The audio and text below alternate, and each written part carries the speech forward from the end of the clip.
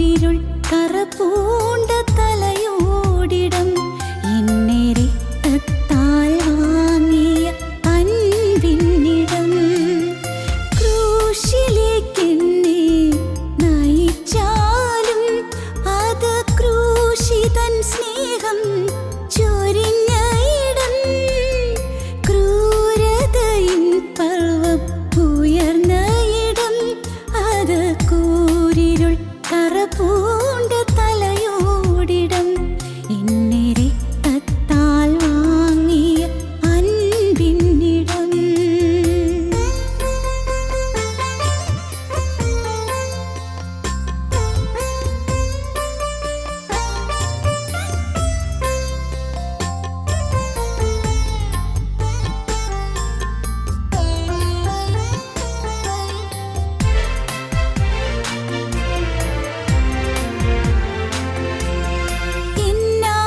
എന്നാത്മനൊമ്പരം തീർന്ന ഇടം അത് എൻ പാപപാശങ്ങൾ അഴിഞ്ഞ ഇടം എൻ ഭാവി സർവവും നീത ഇടം അത് എൻ തോഴനേശുവിൽ ചേർന്ന ഇടം ആ തൻ ജീവനിൽ പകർന്ന ഇടം എന്നാത്മനൊമ്പരം തീർന്ന ഇടം അത് എൻ പാപപാശങ്ങൾ അഴിഞ്ഞ ഇടം എൻ ഭാവി സർവവും നീത ഇടം അത് എൻ തോഴനേശുവിൽ ചേർന്ന ഇടം ആ തൻ ജീവനിൽ പകർന്ന ഇടം.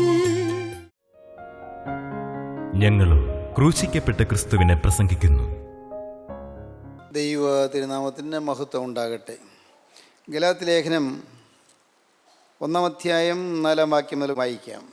ഗലാത്യ ലേഖനം 1-ാം അധ്യായം 4-ാം വാക്യം മുതൽ. ക്രിസ്തുവിൻ്റെ കൃപയാൽ നിങ്ങളെ വിളിച്ചവനെ വിട്ട് നിങ്ങൾ ഇത്ര വേഗത്തിൽ വേറൊരു സുവിശേഷത്തിലേക്ക് മറയുന്നതുകൊണ്ട് ഞാൻ ആശ്ചര്യപ്പെടുന്നു.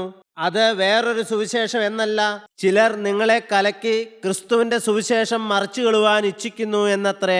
എന്നാൽ ഞങ്ങൾ നിങ്ങളോട് അറിയിച്ചതിന് വിപരീതമായി ഞങ്ങളാകട്ടെ സ്വർഗത്തിൽ നിന്ന് ഒരു ദൂതനാകട്ടെ നിങ്ങളോട് സുവിശേഷം അറിയിച്ചാൽ അവൻ ശപിക്കപ്പെട്ടവൻ. ഞങ്ങൾ മുൻ പറഞ്ഞതുപോലെ ഞാൻ ഇപ്പോൾ പിന്നെയും പറയുന്നു, നിങ്ങൾ കൈക്കൊണ്ട സുവിശേഷത്തിന് വിപരീതമായി ആരെങ്കിലും നിങ്ങളോട് സുവിശേഷം അറിയിച്ചാൽ അവൻ ശപിക്കപ്പെട്ടവൻ. ഇപ്പോൾ ഞാൻ മനുഷ്യരെയോ ദൈവത്തെയോ സന്തോഷിപ്പിക്കുന്നത് അല്ല, ഞാൻ മനുഷ്യരെ പ്രസാദിപ്പിക്കാൻ നോക്കുന്നുവോ? ഇന്നും ഞാൻ മനുഷ്യരെ പ്രസാദിപ്പിക്കുന്നുവെങ്കിൽ ക്രിസ്തുവിൻ്റെ ദാസനായിരിക്കേയില്ല. ദൈവത്തിന് സ്തോത്രം. ശാപയോഗ്യരാരെല്ലാം എന്നതിനെക്കുറിച്ചാണ് നാം ചിന്തിച്ചു വരുന്നത്. യഹോവയുടെ പ്രവൃത്തി ഉദാസീനതയോടെ ചെയ്യുന്നവൻ ശപിക്കപ്പെട്ടവൻ എന്ന് നാം കാണുകയുണ്ടായി. കർത്താവിനെ സ്നേഹിക്കാത്തവൻ ശപിക്കപ്പെട്ടവൻ എന്ന് നാം മനസ്സിലാക്കുകയുണ്ടായി. കർത്താവിൻ്റെ വചനം കൈക്കൊള്ളാതിരിക്കുന്നവൻ ശപിക്കപ്പെട്ടവൻ എന്ന് നാം ചിന്തിക്കുകയുണ്ടായി. അഹങ്കരിക്കുന്ന മനുഷ്യൻ ശപിക്കപ്പെട്ടവൻ എന്ന് നാം പഠിക്കുകയുണ്ടായി. ക്രിസ്തുവിൻ്റെ തിരുവചനം നാം സ്വീകരിച്ച് ശാപത്തിൽ നിന്ന് മുക്തി പ്രാപിക്കുവാനാണ് കർത്താവ് നമ്മെ വചനത്തിന് മുമ്പിലേക്ക് കൊണ്ടുവരുന്നത്. അനേകം കുടുംബങ്ങൾ ഇന്ന് ശാപത്തിൻ്റെ കീഴിലാണ്. അനേകം കുടുംബങ്ങൾ പൈശാചികൻ്റെ ബന്ധനത്തിലാണ്. അനേകം വ്യക്തികൾ സാത്താൻ്റെ ബന്ധനത്തിലാണ്. എന്തുകൊണ്ടാണ് മനുഷ്യനൊരു കരയേറ്റം കിട്ടാത്തത്? പല കുടുംബങ്ങളിലും ഒരു കരയേറ്റം കിട്ടുന്നില്ല. അടിക്കടി അധപ്പതനമാണ്. അല്ല, എല്ലാം ഉണ്ട്, പക്ഷേ സമാധാനമില്ല. എല്ലാം ഉണ്ട്. പണമില്ലേ? തീർച്ചയായിട്ടും ഉണ്ട്. വരുമാനമില്ലേ? ഉണ്ട്. വിദ്യാഭ്യാസമില്ലേ? തീർച്ചയായിട്ടും ഉണ്ട്. സ്ഥാനമാനങ്ങളില്ലേ? ഉണ്ടല്ലോ, ധാരാളം സ്ഥാനമാനങ്ങളുണ്ട്. നല്ല ആരോഗ്യമുണ്ട്, നല്ല പദവികളുണ്ട്, നല്ല ബന്ധുബലമുണ്ട്, ചാർച്ചക്കാരുണ്ട്, എല്ലാം ഉണ്ട്. പക്ഷേ സമാധാനമില്ല, ഒരു സ്വസ്ഥതയില്ല, ഒരു സംതൃപ്തിയില്ല.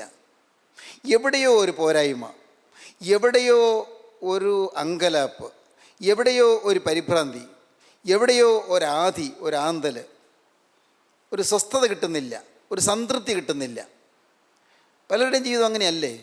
നിങ്ങൾ ചിന്തിച്ച് നോക്കൂ. നിങ്ങൾ ഈ വാക്കുകളെ കേൾക്കുന്ന ഓരോരുത്തരും ദയവായി ചിന്തിക്കൂ. എനിക്കൊരു സംതൃപ്തിയുണ്ടോ? ഒരു പൂർണ്ണ സമാധാനമുണ്ടോ? ഞാൻ എൻ്റെ ജീവിതത്തിൽ സമാധാനത്തോടും സംതൃപ്തിയോടും കൂടിയാണോ ഞാൻ ജീവിക്കുന്നത്? എൻ്റെ ജീവിതം സന്തോഷമുള്ളതാണോ? നിറഞ്ഞ സന്തോഷമാണോ എൻ്റെ ഉള്ളത്തിലുള്ളത്? പലപ്പോഴും ചിരിക്കാറുണ്ട്, വർത്തമാനം പറയാറുണ്ട്, സന്തോഷിക്കാറുണ്ട്, ശരി. പക്ഷേ ആന്തരികമായ അനുഭവത്തിൽ, ഉള്ളിൻ്റെ ഉൾത്തടങ്ങളിൽ സന്തോഷത്തിൻ്റെ തികവ് നാം അനുഭവിക്കുന്നുണ്ടോ? സമാധാനത്തിൻ്റെ നിറവ് നാം അനുഭവിക്കുന്നുണ്ടോ? അനേകരും ഇന്ന് സംതൃപ്തിയില്ലാതെ കഴിയുകയാണ്. എന്തിനോ വേണ്ടി ദാഹിച്ചിട്ട് ദാഹം തീർക്കാൻ പറ്റാതെ, മനസ്സിന് സന്തോഷം ലഭിക്കാതെ, സംതൃപ്തി ലഭിക്കാതെ പലരും വാടിക്കഴിയുകയാണ്. എന്താണ് കാരണം? ഏതോ ചില ശാപങ്ങൾ നമ്മുടെ പിന്നാലെ വരുന്നു. കുടുംബങ്ങളിൽ ചില ശാപങ്ങളുണ്ട്, വ്യക്തികളുടെ മേൽ ചില ശാപങ്ങളുണ്ട്. എന്നാൽ ഈ ശാപങ്ങളെല്ലാം മാറ്റി ശാപങ്ങളിൽ നിന്നും പൈശാചികൻ്റെ ബന്ധനത്തിൽ നിന്നും മോചനം തരുവാനാണ് കർത്താവായ യേശുക്രിസ്തു ക്രൂശിൽ മരിച്ചത്. നമുക്കറിയാം, ഈ തത്വം നമുക്കറിയാം. ശാപത്തിൽ നിന്ന് മോചനം തരാൻ നാം എന്തെങ്കിലും ചെയ്തല്ല ഈ മോചനം പ്രാപിക്കുന്നത്. നാം ഏതെങ്കിലും തരത്തിൽ നമ്മുടെ ചില നന്മ പ്രവൃത്തികൾ ചെയ്തല്ല ഈ ശാപമോക്ഷം പ്രാപിക്കുന്നത്. ശാപത്തിൽ നിന്ന് വിമോചനം പ്രാപിക്കുന്നതിന് നമ്മുടെ പക്ഷത്തുനിന്നുള്ള യാതൊരു യത്നവും ആവശ്യവുമില്ല. എന്നാൽ ഇത് തരുന്നത് ക്രിസ്തുവിൻ്റെ കരുണയാണ്, കൃപയാണ്. അതാണ് സുവിശേഷം.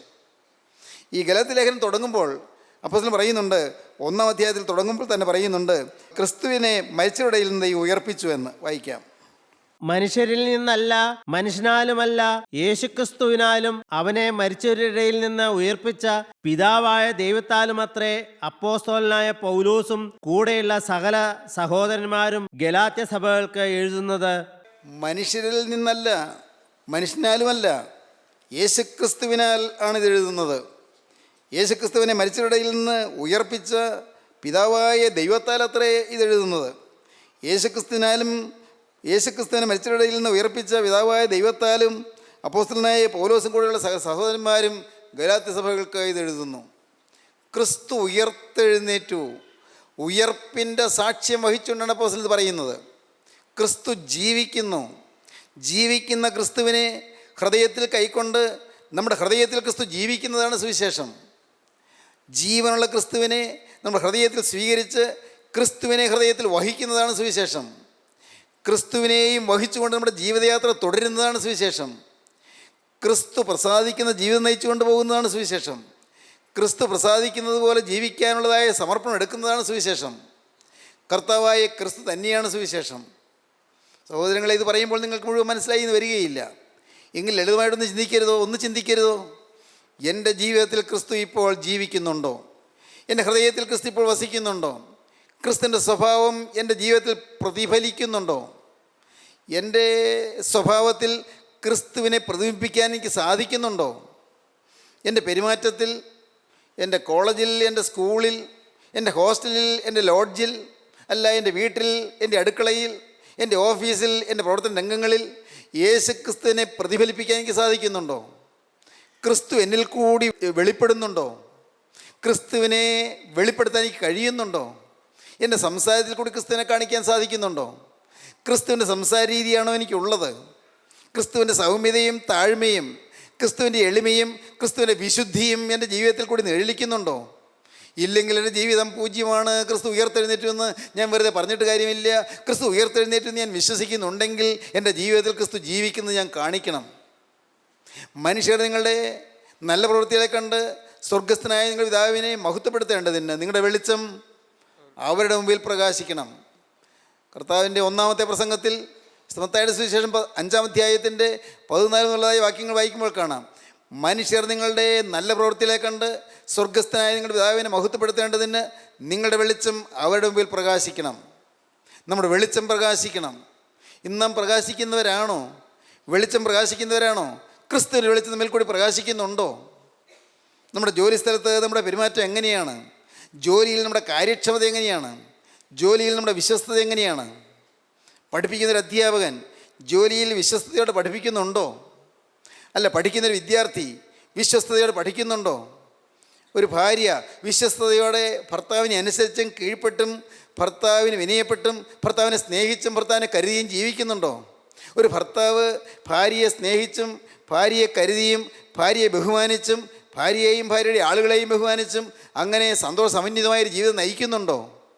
ഇല്ലെങ്കിൽ ജീവിതം താറുമാറായി പോയില്ലേ? ജീവിതം തകർന്നു പോയില്ലേ? നോക്കൂ, നാം ചിന്തിച്ചു നോക്കൂ. നമ്മുടെ കുടുംബജീവിതങ്ങളിൽ ഇന്ന് ക്രിസ്തുവിനെ നമുക്ക് പ്രദർശിപ്പിക്കാൻ സാധിക്കുന്നുണ്ടോ? അന്ന് കർത്താവിൻ്റെ പരസ്യകാലത്ത് യവനദേശത്തു നിന്ന് ഗ്രീക്ക് ദേശത്തു നിന്ന് ബുദ്ധിജീവികളായ യവനന്മാർ യെറൂസലേമിൽ വന്നു. യജമാന്മാരെ, ഞങ്ങൾക്ക് യേശുവിനെ കാണാൻ താല്പര്യമുണ്ട് എന്ന് പറഞ്ഞു. യേശുവിനെ കാണാൻ താല്പര്യമുണ്ട്. സ്തീഫനാന്റെ സുവിശേഷം 12-ാം അധ്യായം വായിക്കുമ്പോൾ കാണാം, യജമാന്മാരെ, ഞങ്ങൾക്ക് യേശുവിനെ കാണാൻ താല്പര്യമുണ്ട്. യജമാനെ, ഞങ്ങൾക്ക് യേശുവിനെ കാണാൻ താല്പര്യമുണ്ട്. വായിക്കാം 12-ാം അധ്യായം 3rd പാരഗ്രാഫ്. പെരുന്നാളിൽ നമസ്കരിപ്പാൻ വന്നവരിൽ ചില യവനന്മാർ ഉണ്ടായിരുന്നു. ഇവർ ഗലീലയിലെ ബേത്സൈദക്കാരനായ ഫിലിപ്പോസിന്റെ അടുക്കൽ ചെന്ന് അവനോട്, യജമാനെ, ഞങ്ങൾക്ക് യേശുവിനെ കാണുവാൻ താല്പര്യമുണ്ട് എന്ന് അപേക്ഷിച്ചു. ലോകത്തെമ്പാടുമുള്ള മനുഷ്യർക്ക് യേശുവിനെ കാണുവാൻ താല്പര്യമുണ്ട്. മോനെ, നിന്റെ ജീവിതത്തിൽ കൂടി യേശുവിനെ കാണിച്ചു കൊടുക്കാൻ കഴിഞ്ഞിട്ടുണ്ടോ? ഇല്ലെങ്കിൽ ഒരു ദിവസം നീ കണ്ണടഞ്ഞ് നിത്യതയിലേക്ക് കടന്നു ചെല്ലുമ്പോൾ, നിൻ്റെ ആത്മാവ് നിത്യതയിലേക്ക് ചെല്ലുമ്പോൾ, അപ്പോഴാണ് നീ അറിയുന്നത്, അയ്യോ നഷ്ടപ്പെട്ടു പോയല്ലോ എന്ന്. നല്ല കാലങ്ങൾ നഷ്ടപ്പെടുത്തിയല്ലോ എന്നപ്പോൾ മനസ്സിലാകും, അയ്യോ കഷ്ടം, എൻ്റെ ദൈവമേ, ഇനി തിരുത്താൻ സാധ്യമല്ലല്ലോ, ഇനി തിരിച്ചെടുക്കാൻ സാധ്യമല്ലല്ലോ, എൻ്റെ ദൈവമേ, ഒരായുസല്ലേ ഉള്ളൂ, തീർന്നു പോയല്ലോ. നല്ല കാലങ്ങൾ നഷ്ടപ്പെടുത്തിയില്ല, അവസരങ്ങൾ കിട്ടിയതായിരുന്നു. യജമാനെ, ഞങ്ങൾക്ക് യേശുവിനെ കാണാൻ താല്പര്യമുണ്ട്. യേശുവിനെ കാണാൻ താല്പര്യപ്പെട്ടുകൊണ്ട് അനേകർ നമ്മുടെ ചുറ്റുപാടുമുണ്ട്. അവർക്ക് യേശുവിനെ നമ്മുടെ ജീവിതത്തിൽ കൂടി കാണിച്ചു കൊടുക്കാൻ പറ്റിയില്ലെങ്കിൽ നമ്മുടെ ജീവിതം പൂജ്യമാണ്, നഷ്ടമാണ്.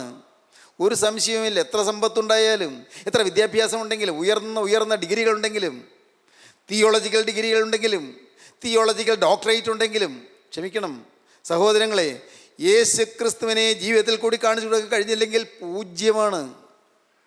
എല്ലാം വ്യർത്ഥമാണ്, നേടിയതെല്ലാം പൂജ്യം. ഓർക്കൂ, നമ്മുടെ ജീവിതത്തിൽ കൂടി യേശുവിനെ കാണിച്ചു കൊടുക്കണം. എന്നാൽ ഇന്ന് അനേകർ സാത്താൻ്റെ ബന്ധനത്തിലാണ്, ശാപത്തിൻ്റെ ബന്ധനത്തിലാണ്. ഗലാത്യയിലുള്ള ദൈവമക്കൾക്ക് സ്വാതന്ത്ര്യം കിട്ടിയവരായിരുന്നു. അവർക്ക് വീണ്ടും ജന അനുഭവം കിട്ടിയവരായിരുന്നു. വീണ്ടും ജന അനുഭവം കിട്ടിയ ഗലാത്യ ക്രിസ്ത്യാനികൾ അവരോട് അപ്പോസ്തലൻ പറയുകയാണ്, നിങ്ങൾക്ക് എന്ത് പറ്റിപ്പോയി? നിങ്ങൾക്ക് ബുദ്ധിയില്ലാത്ത ഗലാത്യരെ, യേശു ക്രിസ്തു ക്രൂശിക്കപ്പെട്ടനായി നിങ്ങളുടെ കണ്ണിന് മുമ്പിൽ വരച്ചു കിട്ടിയിരിക്കെ നിങ്ങളെ ക്ഷുദ്രം ചെയ്ത് മയക്കിയത് ആര്? ഞാൻ ഇതൊന്നു മാത്രം നിങ്ങളോട് ചോദിക്കുന്നു. ബുദ്ധിയില്ലാത്ത ഗലാത്യരെ, 3-ാം അധ്യായം 1-ാം വാക്യം. ബുദ്ധിയില്ലാത്ത ഗലാത്യരെ, ഗലാത്യ ലേഖനം 3-ാം അധ്യായം 1-ാം വാക്യം. ബുദ്ധിയില്ലാത്ത ഗലാത്യരെ, ബുദ്ധിയില്ലാത്ത ഗലാത്യരെ, യേശുക്രിസ്തു ക്രൂശിക്കപ്പെട്ടവനായി നിങ്ങളുടെ കണ്ണിന് മുമ്പിൽ വരച്ചു കിട്ടിയിരിക്കെ നിങ്ങളെ ക്ഷുദ്രം ചെയ്ത് മയക്കിയത് ആര്? നിങ്ങളെ ക്ഷുദ്രം ചെയ്ത് മയക്കിയവർ അനേകര് ക്ഷുദ്രം ചെയ്ത് മയക്കിയതുപോലെ മയം കിടക്കുകയാണ്, ബോധം കെട്ട് കിടക്കുകയാണ്, ഒന്നും തിരിച്ചറിയുന്നില്ല, ഒന്നും മനസ്സിലാകുന്നില്ല. ബുദ്ധിയില്ലാത്ത ഗലാത്യരെ, അപ്പോസ്തലൻ കരഞ്ഞുകൊണ്ട് പറയുകയാണ്, ബുദ്ധിയില്ലാത്ത ഗലാത്യരെ, യേശുക്രിസ്തു ക്രൂശിക്കപ്പെട്ടനായി നിങ്ങളുടെ കണ്ണിന് മുമ്പിൽ വരച്ചു കിട്ടിയിരിക്കെ നിങ്ങളെ ക്ഷുദ്രം ചെയ്ത് മയക്കിയതാര്? ഞാൻ ഇതൊന്നു മാത്രം നിങ്ങളോട് ഗ്രഹിപ്പാൻ ഇച്ഛിക്കുന്നു. നിങ്ങൾക്ക് ആത്മാവ് ലഭിച്ചത് ന്യായപ്രമാണത്തിന്റെ പ്രവൃത്തിയാലോ വിശ്വാസത്തിന്റെ പ്രസംഗം കേട്ടതിനാലോ? നിങ്ങൾക്ക് പരിശുദ്ധാത്മാവ് കിട്ടിയത് ഏതെങ്കിലും പ്രമാണങ്ങൾ നിങ്ങൾ പാലിച്ചതുകൊണ്ടാണോ? നിങ്ങൾക്ക് ഏതെങ്കിലും നിങ്ങൾ പ്രമാണങ്ങൾ പാലിച്ച് നിങ്ങൾ നേടിയെടുത്തതാണോ? നിങ്ങൾക്ക് കൃപ ലഭിച്ചത്, നിങ്ങൾക്ക് ദൈവത്തിന് അനുഗ്രഹം ലഭിച്ചത് അതെങ്ങനെ കിട്ടി? നിങ്ങളുടെ വിശ്വാസം കൊണ്ടാണോ കിട്ടിയത്, അതോ ന്യായപ്രമാണത്തിൻ്റെ പ്രവൃത്തിയാലാണോ കിട്ടിയത്? നിങ്ങൾക്ക് വ്യക്തമായ അനുഭവങ്ങളില്ലേ എന്നാണ് പ്രശ്നം ചോദിക്കുന്നത്. നിങ്ങൾക്ക് കൃപയാൽ കിട്ടിയ രക്ഷ ഇന്ന് പ്രവൃത്തി വേണമെന്ന് നിങ്ങൾ വാദിക്കാൻ എന്താണ് കാരണം? അങ്ങനെയുള്ള ചിന്താഗതിയുമായി വരുന്നവരുമായിട്ട് നിങ്ങൾ പൊരുത്തപ്പെടാൻ എന്താണ് കാരണം? ആ കോംപ്രമൈസിന് നിങ്ങൾ തയ്യാറായി? എനിക്ക് അത്ഭുതം തോന്നുന്നതാണ് അപ്പോസ്തലൻ പറയുന്നത്. വായിക്കാം, നിങ്ങൾക്ക് ആത്മാവ് ലഭിച്ചത് ന്യായപ്രമാണത്തിന്റെ പ്രവൃത്തിയാലോ വിശ്വാസത്തിന്റെ പ്രസംഗം കേട്ടതിനാലോ? നിങ്ങൾ ഇത്ര ബുദ്ധികെട്ടവരായി പോയല്ലോ. ആത്മാവ് കൊണ്ട് ആരംഭിച്ചിട്ട് ഇപ്പോൾ ജഡം കൊണ്ടോ സമാപിക്കുന്നത്? ആത്മാവിൽ ആരംഭിച്ചിരുന്നു നിങ്ങൾ, എന്നാൽ ഇപ്പോൾ ജഡത്തിലേക്കായി പോയല്ലോ. ആത്മാവിൽ ആരംഭിച്ചിരുന്നു, കൃപയുടെ വചനം നിങ്ങൾക്ക് മനസ്സിലായിരുന്നു, ഇതൊന്നും ആരും പഠിപ്പിച്ചു തന്നില്ല. എന്നാൽ ദൈവത്തിൻ്റെ കൃപ നിങ്ങൾക്ക് അനുഭവമാക്കി തന്നു. നിങ്ങൾ പഠിച്ചില്ല, പക്ഷേ നിങ്ങൾ അനുഭവിച്ചു. പഠനമൊന്നും ഉണ്ടായില്ല, നിങ്ങൾ തിയോളജി ഒന്നും പഠിച്ചില്ല, പക്ഷേ നിങ്ങൾ അനുഭവിച്ചു. സ്വഭാവം മാറിയത് നിങ്ങൾ കണ്ടു, നിങ്ങളുടെ ജീവിതത്തിൽ മാറ്റം വന്നത് നിങ്ങൾ അനുഭവിച്ചു, നിങ്ങളുടെ പ്രകൃതം മാറിയത് അനുഭവിച്ചു. കഷ്ടപ്പാടും ദുഃഖവും ഇപ്പോഴും ഉണ്ട്, എങ്കിലും അതെല്ലാം വരുമ്പോഴും പുഞ്ചിരിയോടെ അഭിമുഖീകരിക്കാനുള്ളൊരു കൃപ നിങ്ങൾക്ക് ലഭിച്ചു. ഇന്നും ദുരിതങ്ങളില്ലെന്നല്ല, ഇന്നും രോഗങ്ങളില്ലെന്നല്ല, ഇന്നും പ്രതിസന്ധികളില്ലെന്നല്ല, ഇന്നും കടവും ഞെരുക്കവും ഇല്ലെന്നല്ല, ഉണ്ട്. എങ്കിലും അതെല്ലാം ഉള്ളപ്പോഴും സമാധാനത്തോടെ പ്രത്യാശയോടെ അതിനെല്ലാം നേരിടാനുള്ള ഒരു കൃപ നിങ്ങൾക്ക് ലഭിച്ചു. എങ്ങനെ നിങ്ങൾക്ക് ലഭിച്ചു? അതെങ്ങനെ നിങ്ങൾക്ക് ലഭിച്ചു? നിങ്ങൾ ഇത്ര പെട്ടെന്ന് മറന്നുപോയോ?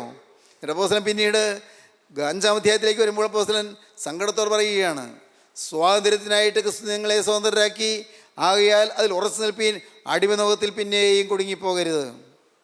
നിങ്ങൾ അടിമനോഹത്തിൽ നിന്ന് രക്ഷപ്പെട്ടവരായിരുന്നു. നിങ്ങൾക്ക് നല്ലൊരു വിശ്വാസം കിട്ടിയതായിരുന്നു, കൃപ ലഭിച്ചവരായിരുന്നു. സ്വാതന്ത്ര്യത്തിനായിട്ട് ക്രിസ്തു നമ്മെ സ്വതന്ത്രരാക്കി, ആകയാൽ അതിൽ ഉറച്ചു നിൽപ്പീൻ, അടിമനുഖത്തിൽ പിന്നെയും കുടുങ്ങിപ്പോകരുത്. അടിമനുഖത്തിൽ പിന്നെയും കുടുങ്ങിപ്പോകരുത്. അപ്പോസ്തലൻ പറയുകയാണ്, തുടർന്ന് വായിക്കുമ്പോൾ കാണാം, 5-ാം അധ്യായം തുടർന്ന് വായിക്കുമ്പോൾ കാണാം, നിങ്ങൾ കൃപയിൽ നിന്ന് വീണുപോയി. കൃപയിലായിരുന്നു, പക്ഷേ നിങ്ങൾ കൃപയിൽ നിന്ന് വീണുപോയി. കൃപയിലായൊരു കാലമുണ്ടായിരുന്നു, പക്ഷേ കൃപയിൽ നിന്ന് വീണുപോയിരിക്കുന്നു. സ്നേഹിതരെ, നിങ്ങൾ ചിന്തിക്കൂ. ഈ വാക്കുകൾ നമുക്ക് നമ്മുടെ ജീവിതത്തിൽ പലതരത്തിൽ ചിന്തിക്കാൻ വക തരുന്നില്ലേ? കൃപയിലായൊരു കാലം, പക്ഷേ ഇന്ന് വീണ് കിടക്കുകയല്ലേ? ഒരിക്കലുണ്ടായിരുന്നൊരു സ്നേഹമുണ്ടായിരുന്നു, ഒരിക്കലുണ്ടായിരുന്നൊരു കൃപയുണ്ടായിരുന്നു, ഒരിക്കലുണ്ടായിരുന്ന ഒരു വിശുദ്ധി ഉണ്ടായിരുന്നു, ഒരിക്കൽ ഒരു പാവം വരുമ്പോൾ പെട്ടെന്ന് ഞെട്ടുന്ന ഒരു പ്രകൃതമുണ്ടായിരുന്നു, ഒരു അരുതാത്ത ഒരു നീരസം ഉള്ളിൽ വരുമ്പോഴേക്കും ഞെട്ടി വിറയ്ക്കുമായിരുന്നു. അയ്യോ, തെറ്റുപറ്റിപ്പോയല്ലോ കർത്താവേ, ക്ഷമിക്കണമേ. ഇല്ലേ, അങ്ങനെ ഉണ്ടായിരുന്നൊരു കാലമില്ലേ? കുറ്റബോധമുള്ളൊരു കാലം. അയ്യോ, ഇത് വേണ്ടാത്ത ഒരു ചിന്ത വന്നു, അയ്യോ എൻ്റെ കർത്താവേ ക്ഷമിക്കണമേ, ഉടനെ നിലവിളിക്കുന്ന ഒരു ഹൃദയത്തിൻ്റെ തകർച്ചയുണ്ടായിരുന്നു. എന്നാൽ ഇന്നത്തെ അവസ്ഥ എന്താണ്? സ്നേഹിതരെ, നിങ്ങൾ ചിന്തിക്കൂ. നിങ്ങളുടെ ജീവിതത്തിൻ്റെ ഇന്നത്തെ സ്ഥിതി എന്താണ്? ഒരു കാലത്ത് നിങ്ങൾ വചനം വായിക്കുമ്പോൾ നിങ്ങൾ കരയാറുണ്ട്. സങ്കടത്തിൻ്റെ കരച്ചിലല്ല, നിങ്ങളുടെ ഹൃദയത്തിൽ പരിശുദ്ധാത്മാവ് പ്രവർത്തിക്കുമ്പോഴാണ് തകർച്ചയുടെ കരച്ചിൽ. ഒരു സമയത്ത് വചനം കേൾക്കുമ്പോൾ നിങ്ങൾ കരയാറുണ്ട്, പൊട്ടി പൊട്ടി കരയാറുണ്ട്, കുറ്റബോധം വരാറുണ്ട്, പാവബോധം വരാറുണ്ട്, പാപത്തെക്കുറിച്ചുള്ള ഓർമ്മ വരുമ്പോഴേക്കും ഉള്ളം പൊട്ടി തകരാറുണ്ട്. ഇന്നത്തെ സ്ഥിതി എന്താണ്? ഇന്ന് കല്ലിച്ചിരിക്കുകയല്ലേ, കല്ല് പോലിരിക്കുകയല്ലേ, ഹൃദയം കല്ലിച്ചിരിക്കുന്നു. എന്താണ് കാരണം? മരവിച്ച മനസാക്ഷികൾ. വീണ്ടും വീണ്ടും വചനം കേട്ടു, കൂടെ കൂടെ ശാസന കേട്ടിട്ടും ശാഠ്യം കാണിക്കുന്നു, കൂടെ കൂടെ ശാസന കേട്ടിട്ടും പിന്നെയും ശാഠ്യം കാണിക്കുന്നവൻ നീക്കുപോക്കില്ലാതെ പെട്ടെന്ന് നശിച്ചു പോകും. കൂടെ കൂടെ ശാസന കേൾക്കുന്നു, വചനം കേൾക്കുന്നു, പക്ഷേ നാം അനുസരിക്കുന്നില്ല, നാം പിന്നെയും പാപത്തിൽ പിടിവിട്ടു പോകുന്നു. സ്വാതന്ത്ര്യത്തിനായിട്ട് ക്രിസ്തു നമ്മെ സ്വതന്ത്രരാക്കി, പക്ഷേ അതിൽ ഉറച്ചു നിന്നില്ല, അടിമനുഖത്തിൽ പിന്നെയും കുടുങ്ങിപ്പോയി. ഏതാണ് അടിമനുഖം? ചില തെറ്റായ ഉപദേശങ്ങൾ, ദുരുപദേശങ്ങൾ. ഈ ദുരുപദേശങ്ങൾ നിങ്ങൾ കൈക്കൊണ്ടാൽ നിങ്ങൾ ശപിക്കപ്പെട്ടു പോകുന്ന അപ്പോസ്തലൻ പറഞ്ഞു. ഞങ്ങൾ നിങ്ങളോട് അറിയിക്കുന്ന വിപരീതമായി ഞങ്ങളാകട്ടെ, സ്വർഗത്തിൽ നിന്നൊരു ദൂതനാകട്ടെ നിങ്ങളോട് സുവിശേഷം അറിയിച്ചാൽ അവൻ ശപിക്കപ്പെട്ടവൻ.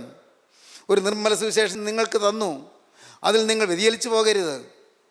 അപ്പോസ്തലൻ സങ്കടത്തോടെ പിന്നെ പറയും. അപ്പോസ്തലൻ പറയുകയാണ്, നിങ്ങൾ വീണ്ടും ജന്മം അനുഭവിച്ചവരായിരുന്നു, വീണ്ടും ജന്മം അനുഭവിച്ചവരായിരുന്നു, നിങ്ങൾ ഒരു മാനസാന്തരത്തിലേക്ക് വന്നവരായിരുന്നു, നിങ്ങൾ ക്രിസ്തു ജനിച്ചതായിരുന്നു, ക്രിസ്തു നിങ്ങൾ ഉയർത്തെഴുന്നേറ്റ് ക്രിസ്തു നിങ്ങൾ ജീവിച്ചതായിരുന്നു. പക്ഷേ നിങ്ങൾ ആത്മാവിൽ മരിച്ചുപോയി, നിങ്ങൾ ആത്മാവിൽ മരിച്ചുപോയി. ഇനിയും നിങ്ങൾ പിന്നെയും പിന്നെയും നിങ്ങൾ ജനിക്കുവാൻ ഞാൻ പ്രസവവേദനപ്പെടുകയാണ്. ക്രിസ്തു നിങ്ങൾ ഉരുവാകുവോളം, നിങ്ങളിൽ ക്രിസ്തു ഇനി ഉരുവാകുവാൻ ഞാൻ പ്രസവവേദന അനുഭവിക്കുന്നത് പോലെ വേദനിക്കുകയാണ്. ഗലാത്യ ലേഖനം 4-ാം അധ്യായത്തിൽ ആ വാക്യം നമുക്ക് വായിക്കാം. 19-ാം വാക്യം, 4-ാം അധ്യായം 19-ാം വാക്യം. ക്രിസ്തു നിങ്ങളിൽ ഉരുവാകുവോളം ഞാൻ പിന്നെയും പ്രസവവേദനപ്പെടുന്നവരായ എൻ്റെ കുഞ്ഞുങ്ങളെ, ഇന്ന് നിങ്ങളുടെ അടുക്കൽ ഇരുന്ന് എൻ്റെ ശബ്ദം മാറ്റുവാൻ കഴിഞ്ഞിരുന്നുവെങ്കിൽ കൊള്ളായിരുന്നു. ഞാൻ നിങ്ങളെക്കുറിച്ച് വിഷമിക്കുന്നു, ഞാൻ നിങ്ങളെക്കുറിച്ച് വിഷമിക്കുന്നു. കാരണം ക്രിസ്തു നിങ്ങൾ ഉരുവാകേണ്ടിയിരിക്കുന്നു. ഒരിക്കൽ ക്രിസ്തു ഉരുവായതാണ്, ഉയർത്തെഴുന്നേറ്റ് മിശിഹ നിങ്ങളുടെ ഹൃദയത്തിൽ വസിച്ചതാണ്. എന്നാൽ ക്രിസ്തു നിങ്ങളുടെ ഹൃദയത്തിൽ നിന്ന് പോയി. നിങ്ങൾ ക്രിസ്തുവിനെ ഹൃദയത്തിൽ ഇരുത്തിയില്ല, ക്രിസ്തുവിനെ നിങ്ങൾ ആദരിച്ചില്ല, ക്രിസ്തുവിനെ നിങ്ങൾ മാനിച്ചില്ല. വിളക്ക് കത്തി കിട്ടിയതായിരുന്നു, പക്ഷേ നിങ്ങൾ വിളക്കിൽ തിരിയെപ്പോഴും കത്തി നിൽക്കണമെന്ന് നിങ്ങൾ നിർബന്ധമായും ദാഹിച്ചില്ല. ആത്മാവിനെ നിങ്ങൾ കെടുത്തിക്കളഞ്ഞു, ആത്മാവിനെ നിങ്ങൾ തുച്ഛീകരിച്ച് കളഞ്ഞു. ആത്മാവിനെ കെടുക്കരുത്, പ്രവചനം തുച്ഛീകരിക്കരുത്. ആത്മാവിനെ കെടുത്തിക്കളഞ്ഞു. കത്തി നിന്ന് വിളക്ക് നിങ്ങൾ കെടുത്തിക്കളഞ്ഞു. നിങ്ങൾ നിങ്ങളുടെ ഉള്ളിൽ കത്തിച്ചു തന്നതായി വിളക്ക് നിങ്ങൾ കെടുത്തിക്കളഞ്ഞു. നിങ്ങൾ ആത്മാവിനെ പുച്ഛിച്ചു, ആത്മാവിനെ തരം താഴ്ത്തി, ആത്മാവിനെ തുച്ഛീകരിച്ചു, ആത്മാവിനെ വിലകെടുത്തി കളഞ്ഞു, പരിശുദ്ധാത്മാവിനെ മാനിച്ചില്ല. നിങ്ങൾക്ക് പരിശുദ്ധാത്മാവ് ചില വചനങ്ങൾ തന്നു, അത് മാനിച്ചില്ല. ഫലം എന്തായി? നിങ്ങളിൽ ക്രിസ്തു വിട്ടുപോയി, നിങ്ങളിൽ നിന്ന് ക്രിസ്തു മാറിപ്പോയി. ക്രിസ്തു നിങ്ങൾ വീണ്ടും ഉരുവാകാൻ ഞാൻ ആഗ്രഹിക്കുന്നുണ്ട്. ഞാനതിന് പ്രസവവേദനപ്പെടുകയാണ്. ക്രിസ്തു നിങ്ങൾ ഉരുവാകുവോളം ഞാൻ പിന്നെയും പ്രസവവേദനപ്പെടുന്നവരായ എൻ്റെ കുഞ്ഞുങ്ങളെ, ഞാൻ നിങ്ങളുടെ അടുക്കൽ ഇരുന്ന് എൻ്റെ സ്വരം മാറ്റുവാൻ കഴിഞ്ഞിരുന്നെങ്കിൽ കൊള്ളാമായിരുന്നു. ക്രിസ്തു നിങ്ങൾ ഉരുവാകുവോളം ഞാൻ പിന്നെയും പ്രസവവേദനപ്പെടുന്നവരായ എൻ്റെ കുഞ്ഞുങ്ങളെ, ഇന്ന് നിങ്ങളുടെ അടുക്കൽ ഇരുന്ന് എൻ്റെ ശബ്ദം മാറ്റുവാൻ കഴിഞ്ഞിരുന്നുവെങ്കിൽ കൊള്ളാമായിരുന്നു. ഞാൻ നിങ്ങളെക്കുറിച്ച് വിഷമിക്കുന്നു. ദൈവത്തിന് സ്തോത്രം. ഇതെല്ലാം പറയുമ്പോഴും അപ്പോസ്തലന് അവരുടെ നന്മ കാണാൻ പറ്റുന്നുണ്ട്. തിന്മ മാത്രം പറയുകയല്ല, നന്മ കാണുന്നുണ്ട്. നിങ്ങൾക്ക് എന്നോട് സ്നേഹമുണ്ടെന്ന് എനിക്കറിയാം. അപ്പോസ്തലൻ പറയുകയാണ്, ഞാൻ ഇങ്ങനെയൊക്കെ നിങ്ങൾ ശാസിച്ചാലും നിങ്ങൾക്ക് എന്നോട് സ്നേഹമുണ്ടെന്ന് എനിക്കറിയാം. എൻ്റെ ഈ കണ്ണിൻ്റെ വേദനയുടെ സ്ഥാനത്ത് നിങ്ങളുടെ കണ്ണ് വേണമെങ്കിൽ ചൂടിനെടുത്ത് എനിക്ക് തരുമെന്ന് എനിക്കറിയാം. എൻ്റെ കണ്ണിൻ്റെ രോഗമുണ്ടല്ലോ, ഈ എനിക്ക് രോഗം വന്നതിൽ നിങ്ങൾക്ക് വിഷമമുണ്ടെന്ന് എനിക്കറിയാം. ഞാൻ രോഗിയായിട്ട് കണ്ണിൽ എപ്പോഴും വെള്ളം ഇങ്ങനെ ഒഴുക്കിക്കൊണ്ട് കണ്ണ് വേദനിച്ച് ഞാൻ നടക്കുന്നത്, പകൽ കൂടാരപ്പണിയും രാത്രി സുവിശേഷ വേലയുമായിട്ടെല്ലാം ഞാൻ ഇങ്ങനെ ഓടി നടക്കുമ്പോൾ ഈ കണ്ണിൻ്റെ അസുഖം പ്രയാസമാണ്. അതുകൊണ്ട് നിങ്ങൾക്ക് എന്നെക്കുറിച്ച് സഹതാപമുണ്ട്, അതും എനിക്കറിയാം. നിങ്ങളുടെ കണ്ണ് എനിക്ക് ചൂഴ്ന്നു തരാൻ നിങ്ങൾ തയ്യാറാണെന്ന് എനിക്കറിയാം. 4-ാം അധ്യായത്തിൽ നമ്മൾ വായിക്കാം. ദൈവത്തിന് സ്തോത്രം. 15-ാം വാക്യം. നിങ്ങളുടെ ഭാഗ്യപ്രശംസ എവിടെ? കഴിയുമെങ്കിൽ നിങ്ങളുടെ കണ്ണ് ചൂന്നെടുത്ത് എനിക്ക് തരുമായിരുന്നു എന്നതിന് ഞാൻ സാക്ഷി. തന്നെയല്ല, നിങ്ങളുടെ കണ്ണ് ചൂണ്ടെടുത്ത് തരുമെന്നില്ല, ഒരു ദൈവദൂതനെ പോലെ നിങ്ങൾ എന്നെ കൈക്കൊള്ളുക ചെയ്തത്. എന്നെ നിങ്ങൾക്ക് എന്തൊരു മാനം, എന്നെ നിങ്ങൾക്ക് എന്തൊരു സ്നേഹം, എനിക്ക് എന്ത് ചെയ്തു തരാൻ നിങ്ങൾ തയ്യാറാണ്. 4-ാം അധ്യായം 12-ാം വാക്യം മുതൽ. സഹോദരന്മാരെ, ഞാൻ നിങ്ങളെ പോലെ ആകയാൽ നിങ്ങളും എന്നെ പോലെ ആകുവാൻ ഞാൻ നിങ്ങളോട് അപേക്ഷിക്കുന്നു. നിങ്ങൾ എന്നോട് ഒരു അന്യായവും ചെയ്തിട്ടില്ല. എന്നോടൊന്നും ചെയ്തിട്ടില്ല. നിങ്ങൾ എന്നോടൊരു അന്യായവും ചെയ്തിട്ടില്ല. ഞാൻ ശരീരത്തിലെ ബലഹീനത നിമിത്തം, എൻ്റെ ശരീരത്തിൽ രോഗമുണ്ട്, എൻ്റെ ബലഹീനത നിമിത്തം ഒന്നാമത് നിങ്ങളോട് സുവിശേഷം അറിയിപ്പാൻ സംഗതി വന്നു എന്ന് നിങ്ങൾ നിങ്ങളോട് സുവിശേഷം അറിയിപ്പാൻ സംഗതി വന്നു എന്ന് നിങ്ങൾ അറിയുന്നുവല്ലോ. എന്റെ ശരീര സംബന്ധമായി നിങ്ങൾക്കുണ്ടായ പരീക്ഷ നിമിത്തം നിങ്ങൾ നിന്നയോ വെറുപ്പോ കാണിക്കാതെ, ഈ രോഗത്തെക്കുറിച്ച് നിങ്ങൾ നിന്ദിക്കാതെ വെറുപ്പ് കാണിക്കാതെ, ദൈവദൂതനെ പോലെ ക്രിസ്തുയേശുവിനെ പോലെ എന്നെ കൈക്കൊള്ളുകയത്രേ ചെയ്തത്. യേശുവിനെ പോലെ എന്നെ കൈക്കൊള്ളുകയത്രേ ചെയ്തത്. എന്നെ നിങ്ങൾക്ക് എന്തൊരു ബഹുമാനമായിരുന്നു. യേശു ക്രിസ്തുവിനെ സ്വീകരിക്കുന്ന പോലെ നിങ്ങൾ എന്നെ സ്വീകരിച്ചു. എങ്കിലും എനിക്ക് നിങ്ങളോട് പറയാതിരിക്കാൻ വയ്യ, ക്രിസ്തു ഇപ്പോൾ നിങ്ങളുടെ ഉള്ളിലില്ല. ക്രിസ്തു നിങ്ങൾ ഉരുവാകാൻ ഞാൻ ആഗ്രഹിക്കുന്നു. ഞാൻ നിങ്ങളെക്കുറിച്ച് വിഷമിക്കുന്നു. നിങ്ങൾ കൃപയിൽ നിന്ന് വീണുപോയിരിക്കുകയാണ്. ഇനിയെങ്കിലും നിങ്ങൾ തിരിഞ്ഞു വരുമോ? സ്വാതന്ത്ര്യത്തിനായിട്ട് ക്രിസ്തു ഞങ്ങൾ സ്വതന്ത്രരാക്കി. ആകയാൽ അതിൽ ഉറച്ചു നിൽപ്പീൻ.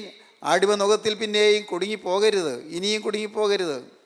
എൻ്റെ സഹോദരങ്ങളെ, യേശു ക്രിസ്തുവിൻ്റെ വചനമായി നിങ്ങൾ കൈക്കൊള്ളുന്നു. യേശു ക്രിസ്തുവിൻ്റെ വചനം ദൈവശബ്ദമായി നിങ്ങൾ കൈക്കൊള്ളുന്നു. യേശു ക്രിസ്തുവിൻ്റെ വചനം നിങ്ങൾ സ്വീകരിച്ച് നിങ്ങളുടെ സ്വഭാവം മാറ്റുവാൻ നിങ്ങളെ തന്നെ നിങ്ങൾ താഴ്ത്തി കൊടുക്കുന്നു. അപ്പോഴാണ് ദൈവത്തിന് ആശ്വാസം വരുന്നത്. കാരണം നിത്യനാശം ഒഴിവായി കിട്ടുന്നു. നിത്യമായ അന്ധകാരത്തിലേക്ക് പോകാതെ കർത്താവ് നമ്മെ തടുക്കുന്നു. മോനെ, ഇന്നത്തെ നിൻ്റെ പോക്ക് കൊണ്ട് നാശത്തിലേക്കാണ് നീ പോകുന്നത് അറിയുന്നുണ്ടോ? ഇന്നത്തെ ഈ സ്വഭാവം നീ പുലർത്തിക്കൊണ്ട് നിൻ്റെ പണാപകരണവും നിൻ്റെ ദ്രവ്യാഗ്രഹവും നിൻ്റെ വീട്ടിലെ വഴക്കും നിൻ്റെ പിണക്കവും ഭർത്താവിനോടുള്ളതായ നിൻ്റെ ശാഠ്യവും മോളെ നിൻ്റെ മക്കളെക്കുറിച്ചുള്ളതായ നിൻ്റെ അമർഷവും നിൻ്റെ പ്രാക്കും നിൻ്റെ ശാപവും ഇതെല്ലാം നിൻ്റെ നാശത്തിലേക്ക് നയിക്കുന്നു നീ അറിയുന്നുണ്ടോ? ഇന്നിതെല്ലാം നീ പുലർത്തിക്കൊണ്ട് നമസ്കാരം ചൊല്ലും, നീ പ്രാർത്ഥിക്കും, കുരിശ് വരയ്ക്കും, നീ പള്ളിയിൽ പോകും, കുമ്പസാരിക്കും, കുർബാന കൊള്ളും, എല്ലാം ഉണ്ട്. പക്ഷേ നിൻ്റെ ഹൃദയത്തിലെ പാവം മാറുന്നില്ല. ദൈവരാജ്യത്തിൽ എത്തുമെന്ന് നിനക്ക് തോന്നുന്നുണ്ടോ? സ്നേഹിതരെ, സത്യം പറയട്ടെ, കൃപയിൽ നിന്ന് വീണിരിക്കുകയാണ്. ഈ സ്ഥിതിയിൽ പോയാൽ നിങ്ങൾ അന്യോന്യം കടിക്കുകയും തിന്നുകളയുകയും ചെയ്താലോ ഒരുവൻ ഒടുങ്ങിപ്പോകാതിരിക്കാൻ സൂക്ഷിച്ചുകൊള്ളുന്ന അപ്പോസ്തലൻ 5-ാം അധ്യായത്തിൽ പറയും, അന്യോന്യം കടിക്കുകയും തിന്നുകളയുകയും ചെയ്യുന്നു. അന്യോന്യം കടിക്കുകയും തിന്നുകളയുകയും ചെയ്യുന്ന സ്വഭാവം, പരസ്പരം പോരടിക്കുന്ന സ്വഭാവം, കുടുംബത്തിൽ തന്നെ പരസ്പരം കടിക്കുകയും തിന്നുകയും ചെയ്യുന്ന സ്വഭാവം എന്ന് പറഞ്ഞാൽ പുറമേയുള്ള കടിക്കല്ല, വാക്കുകൊണ്ട് കടിക്കുന്നു, പെരുമാറ്റം കൊണ്ട് കടിക്കുന്നു, ഹൃദയത്തെ നൊമ്പരപ്പെടുത്തുന്ന മുറിപ്പെടുത്തുന്ന വാക്കുകൾ പറയുന്നു, ഒരാൾ മറ്റൊരാളെ തരം താഴ്ത്തുന്നു, ഭാര്യ ഭർത്താവിനെ തുച്ഛീകരിക്കുന്നു, അനുസരിക്കുന്നില്ല, ഭർത്താവ് ഭാര്യയെ വിലകെടുത്തുന്നു, അവളുടെ ആളുകളെ മാനിക്കുന്നില്ല, അവളുടെ മാതാപിതാക്കളെ സ്നേഹിക്കുന്നില്ല, അവളുടെ മാതാപിതാക്കളെ ബഹുമാനിക്കുന്നില്ല, ഭാര്യയുടെ അഭിപ്രായത്തെ മാനിക്കുന്നില്ല, ഭാര്യയെ ഒരു പുറംകൊള്ളിയായിട്ട് കണക്കാക്കുന്നു, അവൾക്ക് കൊടുക്കേണ്ട സ്നേഹം കൊടുക്കുന്നില്ല, ബഹുമാനം കൊടുക്കുന്നില്ല, അന്യോന്യം കടിക്കുകയും തിന്നുകയും ചെയ്യുന്നു. എന്നും വീട്ടിൽ വാഗ്വാദം, അവളുടെ സ്നേഹത്തിൽ സംസാരിച്ചു തുടങ്ങി തീരുന്നത് അഭിപ്രായ വ്യത്യാസത്തിൽ, തീരുന്നത് വഴക്കിൽ. അല്ലേ? നിങ്ങൾ ചിന്തിക്കൂ, നിങ്ങൾ പലരുടെയും കുടുംബം നാശമായി കിടക്കുകയല്ലേ? രക്ഷപ്പെടണ്ടേ? നമ്മുടെ ആത്മാവ് രക്ഷപ്പെടണ്ടേ? സ്വർഗ്ഗത്തിൽ പോകണ്ടേ? ഇന്നെന്ന പോലൊരു ദിവസം നാം ഈ ഭൂമിയിൽ നിന്ന് മാറ്റപ്പെടുമല്ലോ, ഒരു ദിവസം അക്കരയ്ക്ക് പോകേണ്ടി വരുമല്ലോ. പ്രിയപ്പെട്ടവരെ, അന്ന് സമാധാന ദേശത്ത് രാജാവിൻ്റെ പൊന്നുപാദപീഠത്തിൽ ചെന്ന് സ്വർഗോന്നതികളിലെത്തി അവൻ്റെ തൃപ്പാദം ചുംബിക്കണ്ടേ, അവൻ്റെ പാദം മൊത്തണ്ടേ, അവന് തിരുമുറിവുകളെ തഴുകണ്ടേ, നമ്മുടെ ഈ ജീവിതം യേശുക്രിസ്തുവിനായി സമർപ്പിക്കണ്ടേ. ഇന്ന് നിങ്ങൾ കേട്ടുകൊണ്ടിരിക്കുമ്പോൾ നിങ്ങൾ തീരുമാനമെടുക്കൂ, കർത്താവേ, എൻ്റെ ജീവിതത്തിൽ ഇത്രയും കാലം കർത്താവേ നിൻ്റെ കൃപ എനിക്ക് ലഭിച്ചെങ്കിലും ഞാൻ എല്ലാം അഗണ്യമാക്കി കളഞ്ഞു, കൃപ വ്യർത്ഥമാക്കി കളഞ്ഞു, കൃപ വ്യർത്ഥമാക്കി കളഞ്ഞു. എന്നാൽ നാഥ, ഇന്ന് ഞാൻ ഈ വാക്കുകളെ കേൾക്കുമ്പോൾ ഞാൻ നിന്നോടൊരു വാക്ക് പറയുകയാണ്. നാഥ, എനിക്ക് പഴയ കാലം മടക്കി തരണമേ, എനിക്കിന്ന് പണ്ടേ പോലൊരു നല്ല കാലം തരണമേ. നാഥ, കഴിഞ്ഞ കാലങ്ങൾ എന്നോട് പൊറുക്കണമേ, തെറ്റുകൾ പറ്റിപ്പോയതെല്ലാം എന്നോട് ക്ഷമിക്കണമേ. എൻ്റെ ജീവിതം ഒന്ന് പോയ പാകപ്പിഴകളും അരുതായികളും എല്ലാം എന്നോട് എനിക്ക് കർത്താവേ നീ മാപ്പ് തരണമേ. തിരുരക്തത്താൽ എന്നെ കഴുകണമേ, തിരുവിലാവിൽ നിന്നൊഴിയ തിരുരക്തത്താൽ എന്നെ കഴുകി എന്നെ ഒന്ന് വിശുദ്ധനാക്കി മാറ്റണമേ. എൻ്റെ നാഥ, ഇത്രയും കാലം നിൻ്റെ സ്നേഹം തിരിച്ചറിയാതെ ഞാൻ കൃപയിൽ ജീവിക്കാതെ കൃപയിൽ നിന്ന് വീണു പോയവനാണ് കർത്താവേ. ബുദ്ധിയില്ലാത്ത ഗലാത്യരെ പോലെ ഞാൻ വേറൊരു സുവിശേഷത്തിലേക്ക് മറിഞ്ഞു പോയവനാണ്, വേറെ സുവിശേഷത്തിൻ്റെ വഴിയിലേക്ക് ഇടയ്ക്ക് തിരിഞ്ഞു പോയവനാണ് കർത്താവേ. ശാപത്തിൽ നിന്ന് എന്നെ കരയേറ്റണമേ. എൻ്റെ സഹോദരങ്ങളെ, നിങ്ങൾ ഇപ്പോൾ പ്രാർത്ഥിക്കുമോ? യേശു ഇതാ അരികത്തോടെ നടക്കുന്നു, യേശു നിങ്ങളുടെ സമീപത്തേക്ക് വരുന്നു. ക്രിസ്തുവിൻ്റെ കരങ്ങളിലേക്ക് നിങ്ങളെ വിട്ടുകൊടുക്കുവീൻ, യേശുവിനോട് പറയുവീൻ, ഉടയവനെ, ഇന്ന് ഞാൻ എന്നെ തന്നെ വീണ്ടും തൃക്കൈയിലേക്ക് സമർപ്പിക്കുന്നു. എന്നെ യഥാസ്ഥാനപ്പെടുത്തണമേ, നഷ്ടപ്പെട്ടു പോയ സ്ഥാനം തിരികെ തരണമേ, നഷ്ടപ്പെട്ടു പോയ ശുശ്രൂഷ തിരികെ തരണമേ, നഷ്ടപ്പെട്ടു പോയ സ്നേഹം തിരികെ തരണമേ, നഷ്ടപ്പെട്ടു പോയ വിശുദ്ധി തിരികെ തരണമേ, നഷ്ടപ്പെട്ടു പോയ വിശ്വാസം തിരികെ തരണമേ, നഷ്ടപ്പെട്ടു പോയ പ്രത്യാശ തിരികെ തരണമേ. നാഥ, നഷ്ട സൗഭാഗ്യങ്ങൾ മടക്കി തരണമേ. ചോദിക്കൂ, പ്രാർത്ഥിക്കൂ, യാചിക്കൂ, രക്ഷകനോട് അപേക്ഷിക്കൂ. യേശു ഇതാ അതിൻ്റെ അരികത്ത് വന്നിരിക്കുന്നു. തരാനാണ് അവൻ വന്നത്, നിങ്ങളെ വെറുതെ വിടാനല്ല വന്നത്, നിങ്ങൾക്ക് തരാനാണ് അവൻ വന്നത്, അനുഗ്രഹം പകരാനാണ് വന്നത്. അവൻ്റെ കരങ്ങളിലേക്ക് കൊടുക്കുവിൻ, അവനോട് വാക്ക് പറയുവിൻ. നാഥ, ഇന്നു മുതൽ യേശുവേ ഞാൻ നിൻ്റെ വക, എൻ്റെ യേശുവേ ഇന്നു മുതൽ ഞാൻ നിനക്കായി എൻ്റെ ജീവിതം വേർതിരിക്കുന്നു. ഞാനും എനിക്കുള്ളതെല്ലാം യേശുവിൻ്റേത്. നന്ദിയോടെ സ്തോത്രം നമുക്ക് പ്രാർത്ഥിക്കാം. കാരുണ്യവാനായ ഞങ്ങളുടെ സ്വർഗീയ പിതാവേ, ഈ മഹത്വപൂർണ്ണമായ സുദിനത്തിനായി ഞങ്ങൾ നിന്നെ സ്തുതിക്കുന്നു, അവർ തിരുവചനങ്ങൾക്കായി ഞങ്ങൾ സ്തുതിക്കുന്നു. ശാപത്തിൽ നിങ്ങൾ വിടുവിച്ച് അനുഗ്രഹത്തിലേക്ക് ഞങ്ങൾ തിരിക്കുവാനോട് അധ്വാനിക്കുന്നതിനായി ഞങ്ങൾ നിന്നെ സ്തുതിക്കുന്നു. എല്ലാ നന്മകൾക്കായി ഞങ്ങൾ നിന്നെ വാഴ്ത്തുന്നു. കർത്താവേ, ഇതിൻ്റെ വചനം കേട്ട ജനത്തെ അനുഗ്രഹിച്ച് എഴുന്നേൽപ്പിക്കണമേ. യേശു ക്രിസ്തുവിൻ്റെ മഹത്വപൂർണ്ണമായ നാമത്തിൽ തന്നെ. ആമീൻ. ഹല്ലേലൂയ.